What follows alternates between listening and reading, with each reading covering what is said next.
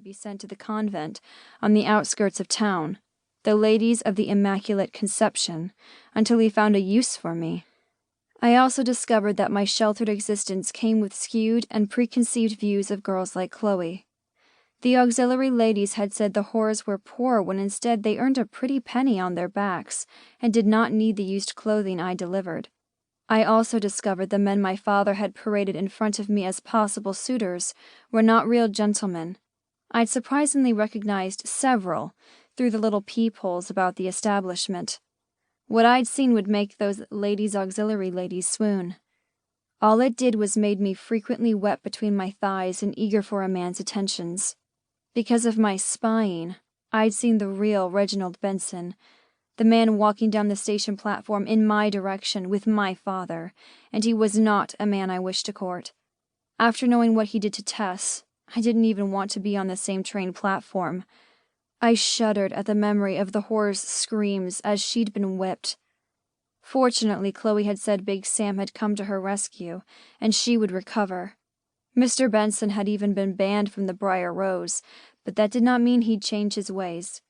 He'd just find someone else to hurt, and if I were married to him...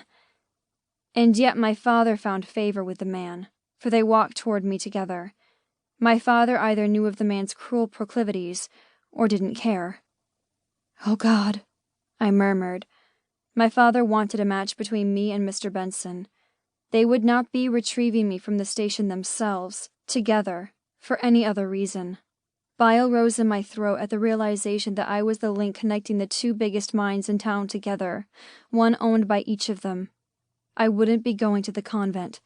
I was going to be married to Mr. Benson, and soon. I couldn't let that happen. I couldn't survive the wicked lash of a whip, or any of the other horrible things Mr. Benson would do. There would be no help for me, no rescue, no Big Sam. As a wife, I could be beaten, or worse, without any recourse. I'd be property.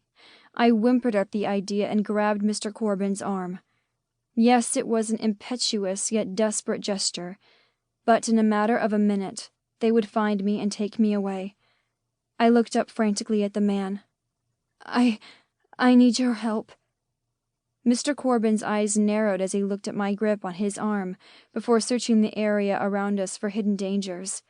He tucked me behind him, sheltering me. "What's the matter, sweetheart?" he asked, his pale eyes finally meeting mine. I swallowed, for he was just too attractive for his own good, and quite concerned. His protectiveness did not go unnoticed, nor did the overly familiar endearment. "My father is here with a man I do not wish to offer my attentions."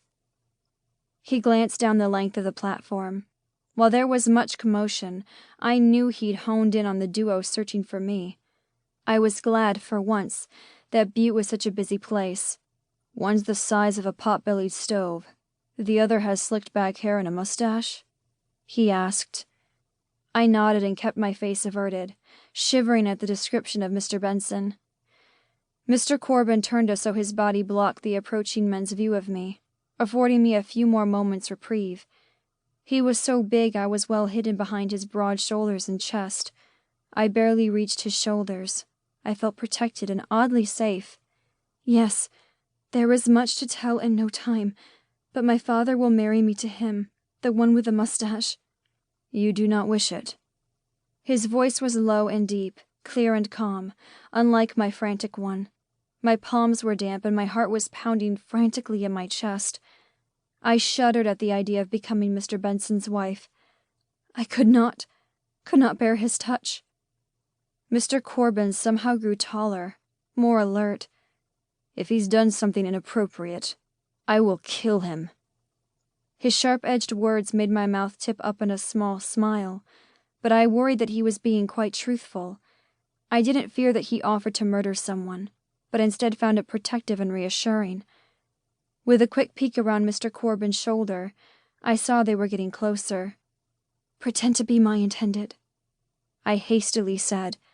The idea was preposterous, but the first thing that came to me. It could work. Mr. Corbin was the right age. He was not married.